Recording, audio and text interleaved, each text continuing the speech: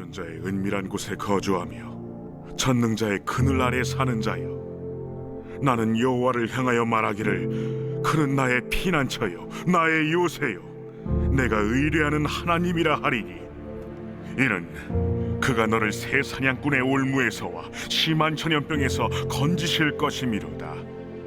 그가 너를 그의 깃으로 덮으시리니 네가 그의 날개 아래에 피하리로다. 그의 진실함은 방패와 손방패가 되시나니, 너는 밤에 찾아오는 공포와 낮에 날아드는 화살과 어두울 때 퍼지는 전염병과 밝을 때 닥쳐오는 재앙을 두려워하지 아니하리로다. 1000명이 내 왼쪽에서 10,000명이 내 오른쪽에서 엎드러지나 이 재앙이 내게 가까이 하지 못하리로다. 오직 너는 똑똑히 보리니 악인들의 보응을 내가 보리로다. 내가 말하기를 여호와는 나의 피난처시라 하고 지존자를 너의 거처로 삼았으므로 화가 내게 미치지 못하며 재앙이 내 장막에 가까이 오지 못하리니, 그가 너를 위하여 그의 천사들을 명령하사 내 모든 길에서 너를 지키게 하심이라. 그들이 그들의 손으로 너를 붙들어 발이 돌에 부딪히지 아니하게 하리로다. 네가 사자와 독사를 밟으며 젊은 사자와 뱀을 발로 누르리로다. 하나님이 이르시되 그가 나를 사랑한즉 내가 그를 건지리라. 그가 내 이름을 안즉 내가 그를 높이리라. 그가 내게 간구하리니 내가 그에게 응답하리라. 그들이 환난 당할 때 내가 그와 함께하여 그를 건지고 영화롭게 하리라. 내가 그를 장수하게 함으로 그를 만족하게 하며 나의 구원을 그에게 보이리라 하시도다.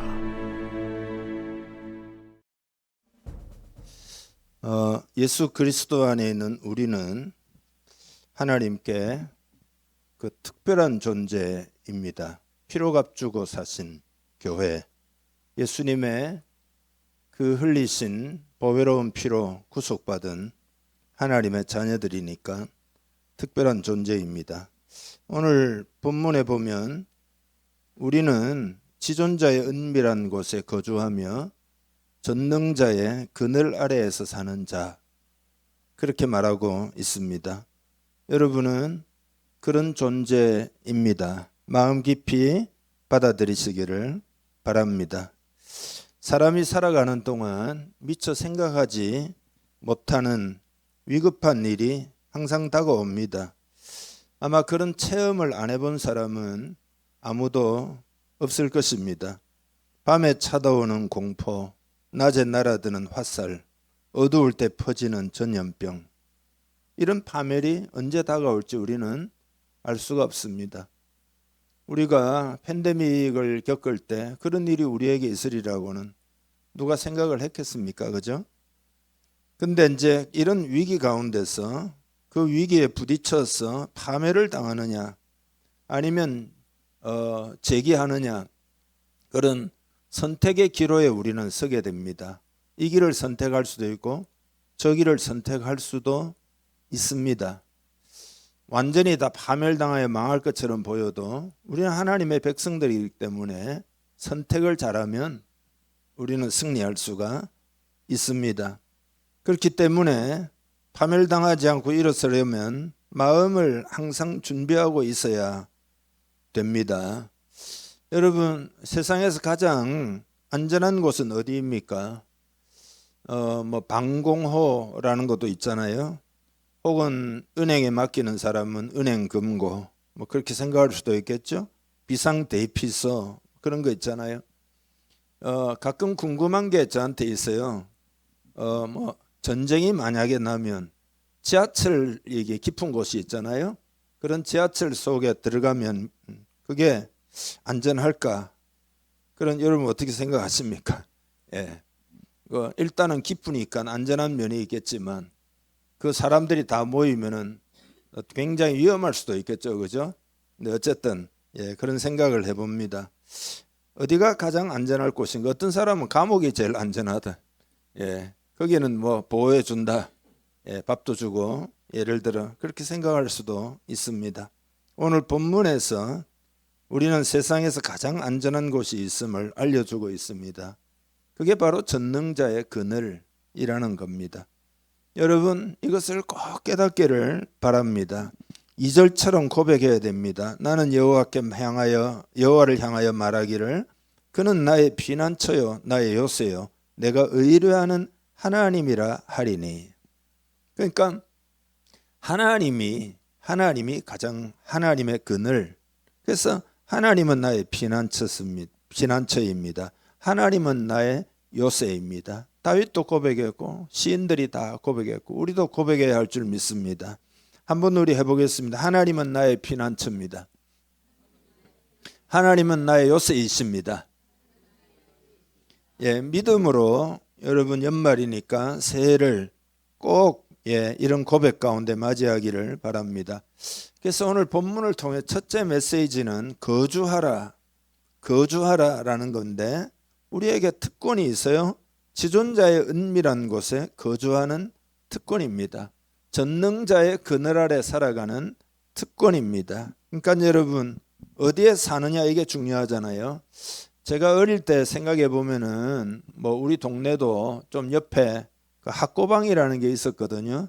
예, 연세 드신 분들은 알겠죠. 제가 이제 남현교회 부목사 할 때도 그 상도동이니까 그 옆에 가면은 봉천동 교인들이 많이 있었는데 그 봉천동 달동네가 있어요. 그 신방을 제가 많이 갔는데요. 거기 가면 그 학고방이 있습니다. 그 어떤 거는 한두 평밖에 안 돼요. 넓으면 두세 평 정도. 판잣집이죠.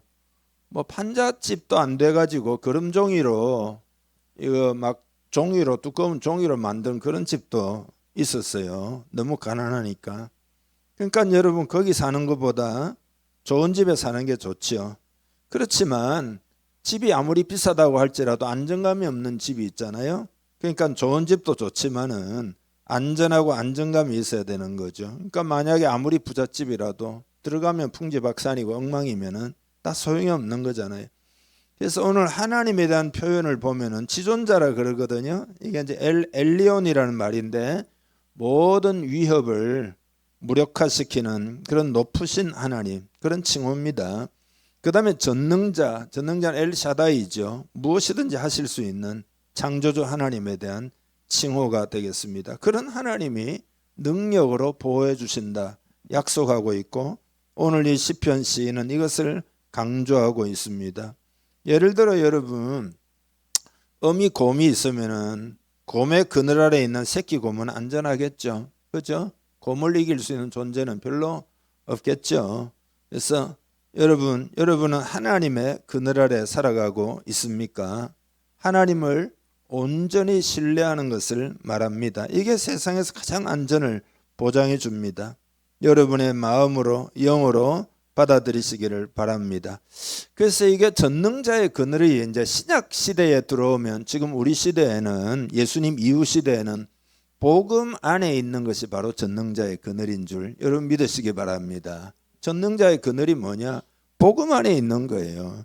그러니까 하나님의 능력이 임하는 통로가 있는데 그게 바로 복음입니다. 그러니까 전능하신 하나님의 능력이 복음 안에 나타난 줄 믿으시기 바랍니다. 그래서 로마서 1장 16절 17절이 그 내용인데요. 같이 한번 읽어보겠습니다. 내가 복음을 부끄러워하지 아니하노니 이 복음은 모든 믿는 자에게 구원을 주시는 하나님의 능력이 됨이라. 먼저는 유대인에게요 그리고 헬라인에게로다. 복음에는 하나님의 의가 나타나서 믿음으로 믿음에 이르게 하나니 기록된 바 오직 의인은 믿음으로 말미암아 살리라 함과 같으니라. 아멘. 많은 사람들이 복음의 능력을 잘 모르고 있습니다. 복음의 능력 있는 이유를 여러분은 아십니까? 복음의 능력 안에서 여러분은 살아가고 있습니까? 그냥 종교인입니까? 아니면 복음의 권능 아래 살아가고 있습니까? 복음이라고 하는 것은 풀었으면 좋은 소식 그런 뜻이잖아요. 좋은 소식, 굿뉴스라 이 말이죠. 여러분 뉴스라고 하는 것은 실제로 일어난 어떤 일에 관한 거잖아요.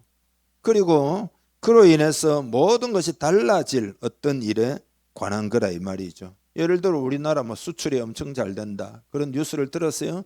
그럼 국민 한 사람 한 사람에 영향을 미치잖아요. 근데 그 정도가 아니고 예를 들면 요새 여러분 양자 컴퓨터라는 게 있잖아요. 만약에 우리나라에서 완벽한 양자 컴퓨터를 발명했다.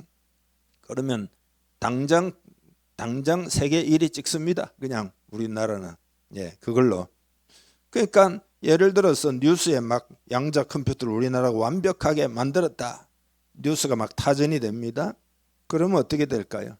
우리의 삶을 완전히 달라지게 만들어 가지고 바로 좀 있으면 우리나라는 전 세계 1위가 되는 겁니다. 그러니까 소식이 하는 역할이에요. 좋은 소식은 기쁨을 주는데 기쁨을 주는 이유가 뭐냐?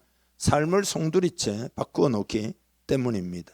그러니까 여러분 복음이라는 거는 그냥 소리, 음자가 소리잖아요. 소식이다 이 말이죠. 그러니까 보세요. 복음은 우리가 어떻게 살아야 하는지, 어떻게 기도해야 되는지, 어떻게 더 나은 사람이 되어야 되는지에 대한 교훈이 아니에요. 그런 교훈이 아니에요.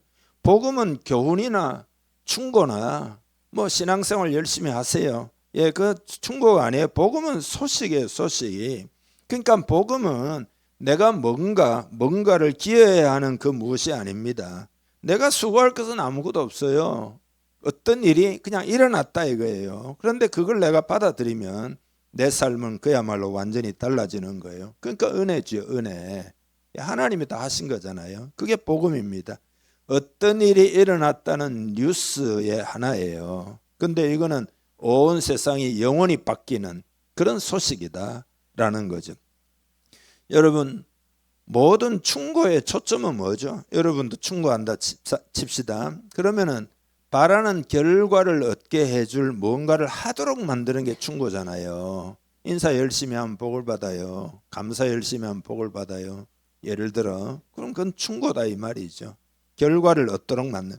충고가 나쁠 건 없지만은 소식은 충고가 아니에요. 소식은 여러분 뉴스가 9시 땡땡 해가지고 뉴스 나오면 그 여러분이 충고할 건 없어요. 그냥 소식을 전하는 것. 충고는 나보고 잘하라 하는 말이고 소식은 그런 게 아니에요. 어떤 중요한 일이 일어났다라는 것을 알리는 겁니다. 그게 복음입니다. 그러니까 우리가 전도를 하면 많은 사람들이 그 예수 믿읍시다 하면 그걸 충고로 생각을 해요. 마음이 끌린다면 내가 따를 수도 있는 선택사항점으로 받아들여요. 충고로 받아들인다 이 말이죠. 그래서 많은 사람이 복음 전하면 나는 그런 충고는 필요 없다. 나는 잘 살고 있다. 그렇지만 복음은 충고가 아니에요. 어떤 큰 일이 일어났다는 소식이에요. 그러니까 복음은 종교생활을 한번 해보라는 이야기가 아니에요. 어떤 영원한 운명의 사건이 일어났다는 소식이에요. 그게 바로 복음입니다. 그러니까 구체적으로 말하면 복음은 하나님과 우리와의 관계를 바로잡기 위해서 예수 그리스도가 무엇을 이루셨는가에 관한 소식입니다. 믿으면 죄인에서 의인이 되고 죄의 종에서 하나님의 자녀가 되고 저주 아래에 있다가 축복 아래로 들어가는 거다라는 거죠. 소식을 내 것으로 삼으면 하루아침에 신분이 달라져요. 거듭나서 하나님 자녀가 되고 의의 백성이 된다 이 말이죠. 정리하자면은 복음이라고 하는 것은 나를 위해서 하나님이 당신의 아들을 주셨다는 소식이에요. 그래서 온 세상이 기뻐하고 성탄을 축하하고 그런 거잖아요. 중세시대에 종교개혁자 마틴 루터가 로마서를 통해서 복음을 깨닫게 됐습니다. 그 암흑의 시기에 복음이 감추어져 있었습니다. 그래서 복음을 말하기 시작했을 때 그동안 묶여 있었던 복음의 능력이 폭발하기 시작해가지고 온 세상이 완전히 뒤집어진 거죠. 지금 우리가 누리고 있는 이 모든 것은 마틴 루터의 종교개혁 결과로 따라온 겁니다. 그러니까 복음은 모든 믿는 자에게 구원을 주시는 하나님의 능력이다 이 말이죠. 그래서 하나님은 이 복음의 능력을 우리에게 주기 위해서 이 땅에 오신 줄 믿으시기를 바랍니다. 복음을 받아들인 사람은 지존자의 은밀한 곳에 거주할 수도 있고 전능자의 그늘 아래 살 수 있게 되는 거란 말이죠. 그래서 오늘 시편에 나오는 이 표현들은 복음의 능력으로 사는 자의 모습이에요. 복음의 능력으로 사는 자의 모습. 여러분의 마음을 한번 잘 들여다보시기를 바랍니다. 복음의 능력으로 여러분이 살아가면 여러분이 어떤 모습일지. 여러분은 복음의 능력으로 살고 있습니까? 지존자의 은밀한 곳에 거주하고 있습니까? 전능자의 그늘 아래에서 살아가고 있습니까? 여러분이 복음 안에 거주하시기를 바랍니다. 전능자의 그늘 아래 거하는 선택을 하시기를 바랍니다. 그래서 오늘 첫째 메시지는 거주하라. 복음 안에 거하라. 복음 안에 거하라 이거예요. 두 번째로는 확신하라라는 내용입니다. 확신하라. 그러니까 복음에 대한 확신이 있어야 됩니다. 확신은 뭐냐? 복음의 능력을 깨달을 때 우리는 확신을 가질 수 있어요. 여러분이 뭔가를 깨달아요. 그러면 그 일에 관해서 여러분은 확신할 거 아니에요. 그러니까 깨달을 때 확신을 가질 수가 있습니다. 그래서 첫째로는 복음의 능력 안에 이제 은혜라는 게 있습니다. 은혜. 복음의 능력 안에 은혜가 있습니다. 이게 큰 이야기입니다. 여러분, 은혜가 있다는 말은 먼저는 하나님께 심판을 받지 않는다는 이야기예요. 복음 안에 있을 때 하나님은 우리를 은혜로 대하십니다. 은혜로. 이게 큰 이야기입니다. 여러분을 은혜로 대하신다 이 말이죠. 예. 그래서 용납이 있고, 여러분이 돌이킬 때 용서가 있고, 하나님 앞에 나아갈 때 기쁘게 수용해 주시고, 여러분이 기도할 때 하나님은 응답해 주시고 사랑으로 대하신다. 그런 이야기입니다. 만약에 은혜가 없고 율법으로 여러분을 대하면 우리는 어떻게 될까요? 예, 우리는 그냥 망하는 거죠. 예, 견딜 수가 없습니다. 예, 율법의 저주 아래 들어가게 됩니다. 이걸 깨달아야 됩니다. 그런데 은혜로 대하시는 줄 믿습니다. 이게 큰 이야기입니다. 우리는 은혜의 보좌 앞에 나아가서 간구하고 응답받을 수 있습니다. 하나님이 준비하신 각양 은혜를 덧입을 수가 있습니다. 은혜의 보좌 앞에 담대히 나아갈 수 있게 됐다. 담대히 나아가기를 축복합니다. 혼자 고군분투하지 말고 뭐든지 의논하시기를 바랍니다. 하나님께. 여러분이 믿음이 생기는 것만큼 여러분 인생에 축복이 오게 됩니다. 우리 공동체가 참된 믿음으로 하나님을 섬기기 시작하면, 제가 여러분, 이건 그냥 저의 이야기가 아니에요. 복음적 이야기예요. 장담을 하는데요, 반드시 하나님의 축복이 여러분에게 임합니다. 가까이 하기를 바랍니다. 하나님과 의논하기를 바랍니다. 은혜를 확신할 수 있기를 바랍니다. 두 번째로 복음의 능력 안에 주님의 보혈이 있습니다. 보혈로 다 씻어주시기 때문에 회개하면 눈보다 더 희게 만들어줍니다. 여러분 보세요. 보혈이 없으면 어떻게 되느냐? 죄라는 것은 염증하고 같아요. 염증. 여러분 몸에 염증이 많이 있다 해보세요. 염증이 심해지면 그 암이 되는 거잖아요. 암이 심해지면 죽는 거고. 근데 보혈은 그런 암덩어리도 다 도려내고 싸매어 치유하고 우리를 온전하게 만듭니다. 그게 보혈의 능력입니다. 보혈 아래에 있으면 하나님의 보호가 임합니다. 오늘 본문 3절에 보면 새 사냥꾼의 올무에서 건진답니다. 새 사냥꾼의 올무는 뭐죠? 사냥꾼이 만들어 놓은 새를 잡는 덫이잖아요. 예, 전방에서 우리도 근무 쓰다가 저 오피 그 격오지가 있는데요. 그쪽에서 그 쓰레기 약간 버리는데 그 울타리가 있는데 그 사이에 그 PP선 뺏겨 가지고 그거 이렇게 가느다란 전기선이 있잖아요. 그걸 동그랗게 해놓으면은 껑이 들어와가지고 그거 뭘 먹으려고 머리 쑥 내밀라 딱 걸리거든요. 그런 것처럼 예를 들어 여러분 빚이 있잖아요. 채무 빚이 덫이 되어 있는 사람들이 있잖아요. 좋지 않은 인간관계가 덫이 된 사람들도 있습니다. 예. 근데 보혈 아래에 있으면 하나님의 보호가 있다 이 말이죠. 심한 전염병, 밤에 몰래 찾아오는 전염병에서도 건지신다. 여러분 사람을 망하게 하는 철학이나 사상이나 이념이나 이게 다 밤에 몰래 찾아오는 전염병과 같아요. 근데 십자가의 보혈 아래에 있으면 악한 이념에서도 보호를 받을 수가 있습니다. 여러분 크리스찬 중에 악한 이념에 감염된 사람들이 많아요. 왜 그런가 하면 보혈의 능력을 의지하지 않고 인간의 생각을 의지하기 때문이에요. 보혈의 능력을 의지하기를 주님의 이름 축복합니다.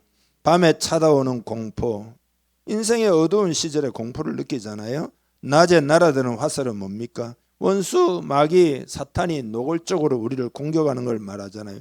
근데 우리는 두려워하지 않을 수 있다. 왜냐하면 보혈의 은혜를 덧입을 수 있기 때문입니다. 사단이 우리의 영 속에 침투해 들어와도 보혈의 은혜를 의지하여 대적하면 다 쫓겨나가게 될 줄 믿습니다. 하나님께 순복하고 마귀를 대적하라 그러면 너희를 피하리라 그랬잖아요. 12절에는 발이 돌에 부딪히지 아니하게 하리로다. 여러분, 우리 인생길은 걸림돌이라는 게 있잖아요. 가다가 걸리면은 넘어져서 다쳐요. 그런데 보혈의 은혜를 붙들고 확신하고 살면은 우리가 불안과 두려움의 세상 속에서도 걸려 넘어지지 않을 수가 있어요. 보혈의 은혜를 덧입지 않으면은 여러분 돌부리에 채여가지고 넘어집니다. 넘어지면 심하게 다칩니다. 보혈의 은혜 가운데 있기를 축복합니다. 그러니까 보혈을 의지하면 전혀 다치지 않는다는 말이라기보다는 해를 입지 않는다는 말입니다.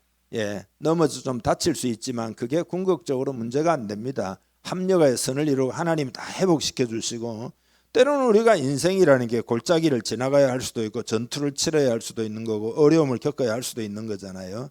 그렇지만 그 모든 것이 악한 결과를 우리에게 가져오지 않습니다. 복음 안에 딱 복음의 능력을 의지하면 하나님이 다 회복시켜 줍니다.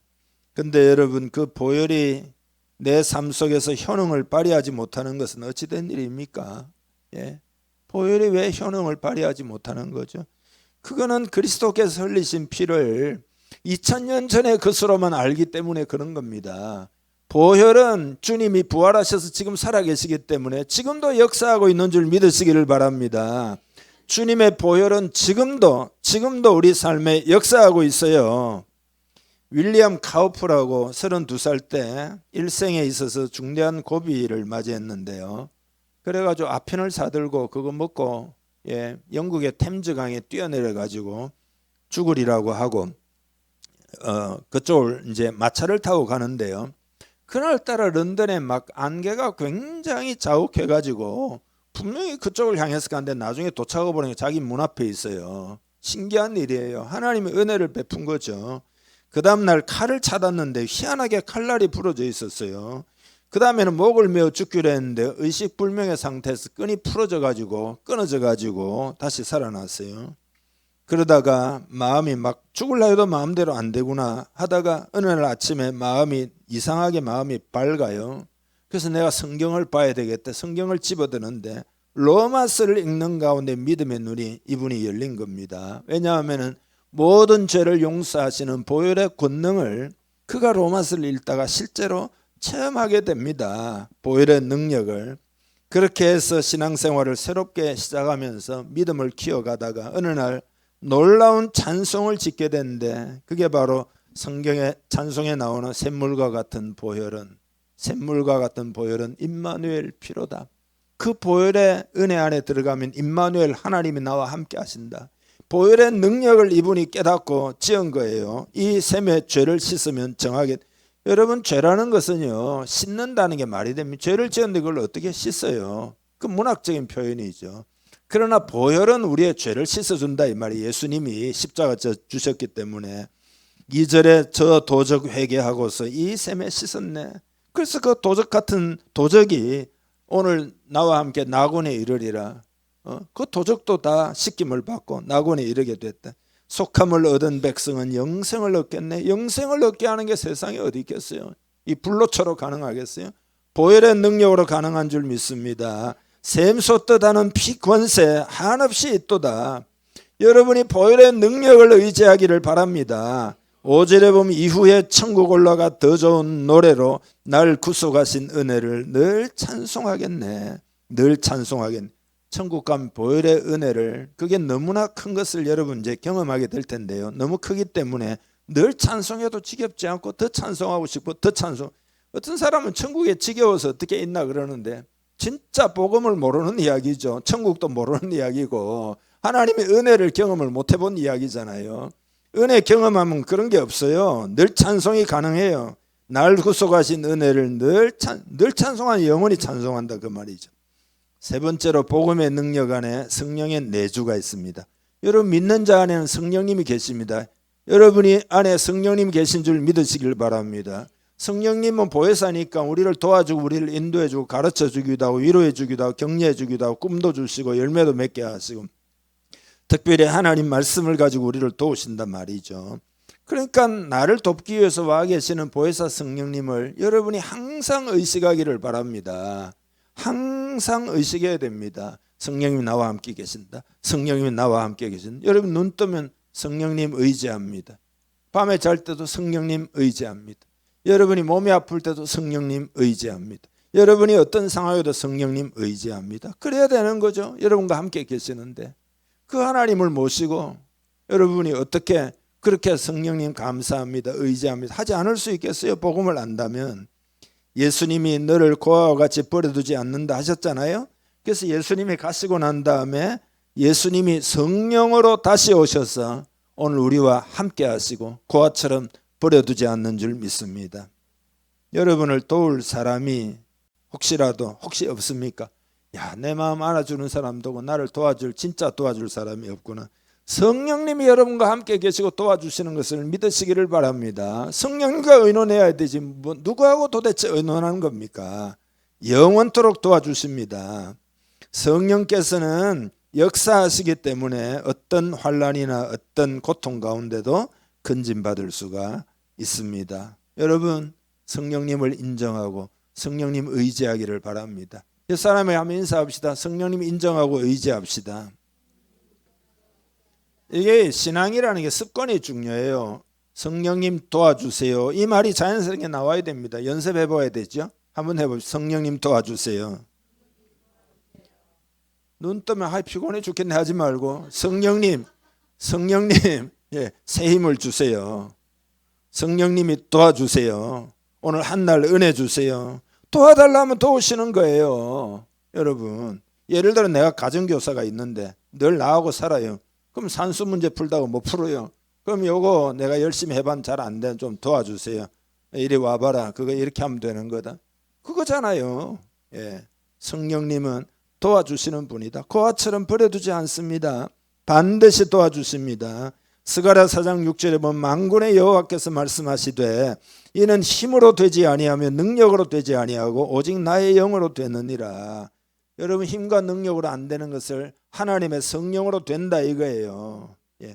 성령은 어떻게 우리를 도우시냐? 기도해야 도우시죠. 기도해도 성령님 나를 도와주세요. 요청을 해야 도우십니다.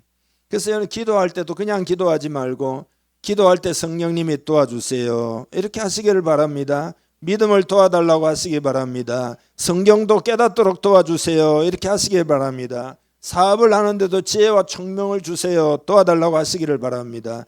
계획을 세우는데도 성령님이 관여해 주세요. 성령님이 아니고 예를 들어 내가 기도하면 다 힘들어요. 할 말도 없지만은 또 기도하려고 그러면 되게 힘들어요. 성령의 감동으로 기도하면 술술술 기도가 나오잖아요. 끝없이 나오잖아요. 하면 할수록 기쁨이 생기고 힘이 생기고 아이고 기도 열심히 했다 힘들어 죽겠다. 자기가 해서 그런 거죠. 성령으로 하면 힘 안 들어요. 기쁨이 충만하고 힘이 막 부여돼 가지고 더 기도하고 싶고 오늘 기도 많이 하고 힘이 팍팍 난다 이렇게 되는 거죠. 자기가 기도하면 안 되는 거죠. 여러분 도움을 요청하기를 바랍니다. 또 복음의 능력 안에는 은사가 있어요. 은사라는 건 쉽게 이야기하면 능력이에요. 능력. 여러분 다 세상에는 능력이 필요하잖아요. 영적인 일을 할 때 인간의 힘으로는 인간의 능력으로는 아무것도 못합니다. 예를 들어 악한 영을 대적하는데 사람의 지식으로 대적이 가능해요? 여러분이 지식이 뭐 엄청 많다고 해서 악한 영이 꿈쩍이라도 하겠어요? 예, 영의 능력이 있어야 되는데 그게 은사입니다. 주의 일을 봉사하는데 꼭 필요한 게 은사입니다. 은사를 받으려고 하면 은사를 사모해야 됩니다. 근데 그게 복음의 능력 안에 다 들어있는 겁니다. 복음을 받았으니까 은사도 받을 수가 있습니다. 사모하고 구하기를 바랍니다. 방언의 은사 구하고 치유의 은사도 구하고 예언의 은사도 구하고 지혜와 지식의 말씀의 은사도 구하고 주님의 일을 하면 은사가 필수예요. 예, 왜냐하면 영의 일이기 때문에 사람의 힘으로 그거 못합니다. 보장된 줄 알고 기도하여 은사 받기를 축복합니다. 이론으로 신앙생활하지 말고 사모하고 기도하고 해가지고 은사를 받고 은사를 자꾸 훈련하면 개발이 됩니다. 내년에는 은사 받는 한 해가 되기를 바랍니다. 그런 면에서도 여러분 자꾸 훈련을 좀 시키려고 그럽니다. 5번째, 복음의 능력 안에는 변화의 능력이 있습니다. 변화의 능력. 부흥기에는 복음의 능력이 극대화되는 때거든요. 그때는 세상 사회 개혁이 이루어져요. 여러분 맨날 정권 들었으면 개혁한다 하고 엉뚱한 소리만 자꾸 하잖아요. 그걸로 개혁이 안 돼요. 그러나 부흥이 오면 개혁이 되는 줄 믿으시기 바랍니다. 미국의 제1, 2차 대각성 운동이 18세기, 19세기 일어났는데 대규모 회개와 신앙 회복 운동이 일어나면서 사회 개혁이 일어나가지고 노예제 폐지 운동이 일어나고 여성 교육이 확대되고 사회적인 도덕성을 회복에 큰 영향을 주게 됩니다. 특별히 2차 대각성 운동은 금주 운동, 여성 참정권 운동, 노예 해방 운동과 연결되어 가지고 미국 사회가 민주주의의 기틀을 잡는데 크게 역할을 한 것이 신앙 부흥이에요. 여러분, 영국의 1904년 5년도에 웨일즈 부흥운동이 있는데 이건 교회뿐만 아니라 이것도 사회 전반에 영향을 미쳐가지고 범죄율이 급감하고 노동자의 도덕성이 아주 향상이 특별히 됐다 그러잖아요. 노새들한테 탄광에 일을 시키는데 완전히 이 도덕성이 달라져가지고 그전에는 전부 욕으로만 명령을 했는데 정상적으로 말하니까 노새가 처음에는 못 알아들어가지고 일을 못했다는 거예요. 예, 욕을 빼고 이야기하니까. 노동자들의 도덕성이 굉장히 향상이 됐습니다. 웨일즈 부흥운동에 공동체 의식도 강화되어 가지고 분열도 사라지고, 그러니까 나라가 잘 될 수밖에 없는 거죠. 우리나라 1907년도에 평양 대부흥운동도 전국적으로 회개와 기도, 성령 체험을 불러일으켰는데 교회가 급성장하고 사회적으로 교육이나 의료나 출판이나 여성 지위 향상이나 근대화에 엄청 기반이 된 겁니다. 민족 의식을 고취하고 독립 정신을 불어넣어 가지고 3.1운동, 이게 여러분 기독교에서 일어난 겁니다. 31명 대표 16명 기독교, 나머지보다도 16명이 핵심이에요. 예, 그 다 기독교 교회가 다 들고 일어난 겁니다. 그렇게 해서 독립운동 한 겁니다. 그러니까 여러분, 교회의 복음을 회복하게 되면, 복음의 능력으로 살아가게 되면은 이게 다 이런 일들이 일어난다 이 말이. 만약에 우리에게 이런 일이 별로 없다 그러면은 그건 복음의 능력으로 사는 게 아니에요. 복음의 능력을 회복하기를 축복합니다. 돌이켜야 됩니다. 예수 믿는다 하면서도 그 다음 복음의 능력이 안 나타나면 다 속고 있는 거예요. 그러니까 우리가 받은 것에 대해 주장하지 못하고 누리지 못하는 믿음이 없는 거라 이 말이죠. 복음의 능력을 알려고 하기를 바랍니다. 알아서 복음으로 살아내기를 하나님은 진짜 원하셔요. 그것이 하나님을 이 땅에 보내신 이유예요. 성탄의 이유입니다. 아들을 이 땅에 보내신 것은 복음의 능력으로 살아가도록 하기 위함입니다. 마지막 6번째, 복음의 능력 안에는 사단의 세력들로부터 보호하는 능력, 사단의 역사를 이기는 능력이 있어요. 11절에 13절까지 같이 읽습니다. 그가 너를 위하여 그의 천사들을 명령하사 내 모든 길에서 너를 지키게 하심이라. 그들이 그들의 손으로 너를 붙들어 발이 돌에 부딪히지 아니하게 하리로다. 네가 사자와 독사를 밟으며 젊은 사자와 뱀을 발로 누리르로다. 사자나 독사나 이거는 사탄의 상징이잖아요. 그렇잖아요. 창세기에 보면은 뱀이 나와가지고 사탄이잖아요. 우는 사자와 같이 참기를 잘 찾는다. 베드로서에 보면은 그것 다 사탄을 이야기하는 거잖아요. 사탄의 역사를 사람의 지식이나 경험이나 실력으로는 절대 못 이겨요. 여러분, 크리스찬들은 사탄이 공격하기 때문에 내가 머리만 똑똑하고 열심히만 하면 뭐가 될 거다고 생각하면 큰 오산이에요. 사단을 못 이겨요. 영의 차원의 역사가 있다니까요. 여러분, 이렇게 생각하면 되는 거죠. 식물이 동물을 대적할 수 없는 것과도 같아요. 그러니까 우리의 실력으로 사단의 역사를 어떻게 이깁니까? 믿음 안에 거해야 다 되는 줄 여러분 믿으시기를 바랍니다. 복음의 능력 안에 있으면 사단의 역사를 대적할 수 있습니다. 다 가능해요.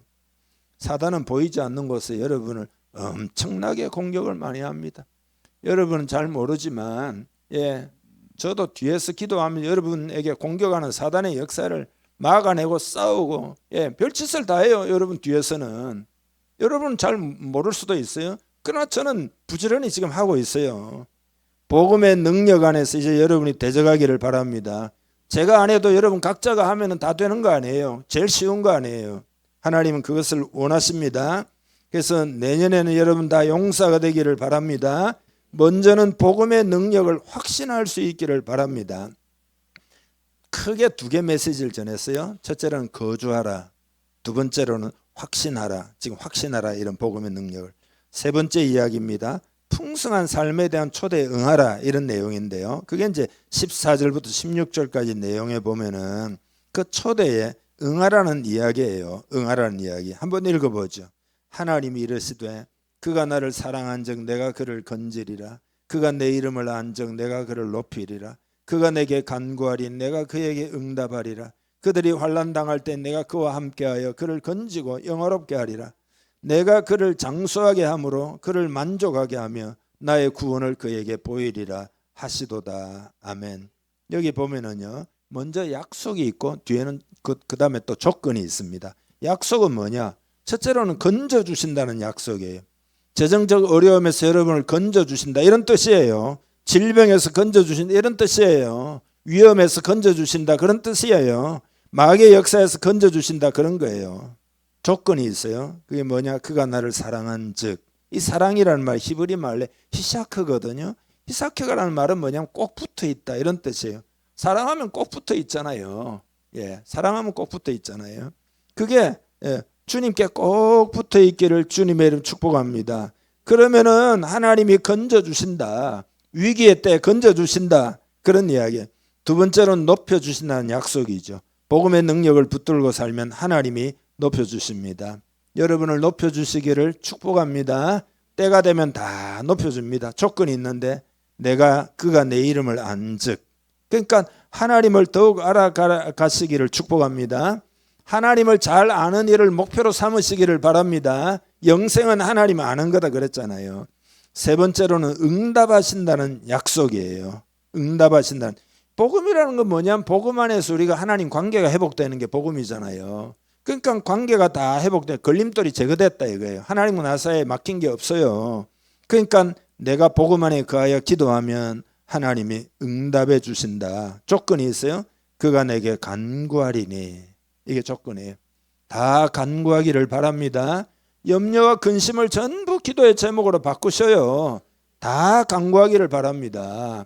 정욕으로 쓰려고 잘못 구하는 것 외에는요, 구하지 않아서 못 받는다는 거예요. 의외로 안 구해요. 여러분 간구하기를 바랍니다. 다 기도하기를 바랍니다. 주님은 말씀이 항상 단순해요. 구하라 그러면 주실 것이요. 군더더기가 없어요. 구하라 그러면 주실 것이요. 다 구하기를 바랍니다. 이런 삶으로 하나님이 지금 여러분들을 초대하고 있습니다. 15절 그 중반부터 16절은 복음의 능력으로 살면은 결론이 어떻게 되느냐 그런 이야기거든요. 그들이 환난 당할 때 내가 그와 함께, 환난 당하면 더 가까이 합니다. 그를 건지고 영화롭게 우리를 영광스럽게 한다. 내가 그를 장수하게 함으로 그를 만족하게 하며 나의 구원을 그에게 보이리라 하시도다. 한마디로 축복하시고 구원하시고 그렇게 하신다 그런 이야기입니다. 이제 오늘은 주일 이제 성탄절 앞에 있는 주일을 보통 그냥 성탄주일 이렇게 말할 수 있죠. 여러분 성탄의 주인이 예수님이신 것에 대해서 알고 있습니까? 요즘 캐롤송 1등, 2등, 3등, 4등 차트를 보면요 찬송가가 한두 개 들어갈까 말까요? 하나도 잘 안 들어가요. 1등부터 10등까지는 다 엉뚱한 캐롤송이에요. 징글벨 뭐 무슨 뭐 요새 만든 전부 그러고 옛날 같으면 상황이 다릅니다. 옛날엔 찬송가가 1등부터 한 7, 8등까지 다 찬송 고요한 밤 거룩한 밤 뭐 기쁘다 구조. 요새는 그 달라요 차트에. 그러니까 세상이 지금 그렇게 된 거죠. 성탄의 주인이 예수님 소리는 안 해요. 산타클로스 이야기만 하지. 성탄의 주인이 예수님이신 것에 대해 여러분 알고 있지 않습니까? 복음이 뭐냐? 예수님이 복음이죠. 그 다른 어떤 것도 아닙니다. 복음은 예수님에 관한 소식입니다. 예수님 안에서 우리는 복을 받습니다. 이걸 꼭 깨닫기를 바랍니다. 예수님 안에서 복을 받아요. 예수님 안에서 예수님의 복음의 그 권능을 온전히 의지하고 아까 6가지 말씀드렸잖아요. 그 확신을 가지고 살면 반드시 하나님 복을 주십니다. 가난하고 마음이 순전한 순수한 자들만이 이 사실을 마음속으로 여러분 깨닫고 받아들일 수 있습니다. 여러분 마음은 가난하고 여러분의 마음은 순전하고 순수하기를 바랍니다. 그런 마음이 되어 이 땅에 오신 예수님이라는 복음을 온전히 받아들이고 복음의 능력 안에서 전능자의 그늘 아래서 살아가야 한다. 이게 하나님의 간절한 소원입니다. 이걸 주기를 원하시는 겁니다. 성탄을 축하하라 하는 것은 그냥 예배드리라는 뜻이 아니에요. 이 은혜가 있기를, 이 은혜를 하나님 베풀어 주시기를 간절히 원하신다. 그런 이야기예요. 결론을 맺어야 되겠는데요. 우리는 세상 살면서 언제든지 위기가 다가올 수 있습니다. 2026년도에는 큰 위기가 이 땅에 세계적으로도 국내적으로도 다가올 가능성이 많습니다. 위기가 아마 있을 것입니다. 그러나 우리 공동체가 복음의 능력 안에 있으면 반드시 보호받습니다. 반드시 보호받아요. 영적 무장을 하고 전능자의 그늘 아래 살면 그 아무 상관이 없습니다. 세상을 내팽개치라는 뜻이 아니라 그런 일이 올지라도 반드시 하나님이 지킵니다. 그게 복음의 능력입니다. 복음의 능력이 들어가는 세상 사회는 다 변화되고요. 국가는 복을 받고 가정은 회복되고 다 복음의 능력이 들어가는 곳마다 다 변화가 일어납니다. 두려움이 아니라 확신으로 한 해를 맞이하기를 주님의 이름 축복합니다. 오늘 이 세 가지 거주하자, 확신하자, 풍성한 삶에 대한 이 초대에 응하자, 이 메시지를 여러분 마음에 간직하고 승리하기를 주님의 이름으로 축복합니다. 다 같이 기도하겠습니다. 하나님, 그렇습니다. 그 은혜, 복음의 능력 안에 거하기를 원합니다. 복음의 능력을 확신하고 적용하기를 원합니다. 은혜를 더욱 부으시고 성령을 더욱 충만히 부어주옵소서. 그런 제목으로 우리 다 같이 합심하여 기도합니다. 주님, 이 시간 기도합니다. 하나님 아버지, 전능자의 그늘 아래 거주하라고 초청하고 계심을 감사합니다. 이미 복음을 받았는데 이제 하나님 이 복음을 믿고 복음의 확신 속에서 은혜를 누리고 성령의 충만함을 누리고 보혈의 능력의 보호하심을 받고 그 확신, 마음의 확신이 있을 때 그 하나님의 모든 은택이 우리의 삶에 임하는 줄 믿습니다. 확신하는 이 시간 되기를 원합니다. 그런 삶으로 지금 초대하고 계심을 감사합니다. 이 성탄 주일은 하나님이 초대하시는 것이 아닙니까? 하나님 감사합니다. 복음의 권능을 의지해서 또 새로운 출발을 하기를 원합니다. 마음의 결단을 한 한 사람 한 사람의 믿음을 크게 부어 주옵소서. 성령을 크게 부어 주옵소서. 하나님의 은혜로 역사하여 형통한 새해가 되게 하여 주시옵소서. 믿음으로 우리가 행할 때 하나님이 예비하신 것들이 다 이루어질 줄 믿습니다. 확신을 무너뜨리는 모든 악한 영들은 예수 이름 명하노니 떠나갈지어다. 하나님 속지 말게 하시고 복음의 권능 안에 확신을 가지고 거하도록 축복하여 주시옵소서. 예수님의 이름으로 기도하옵나이다.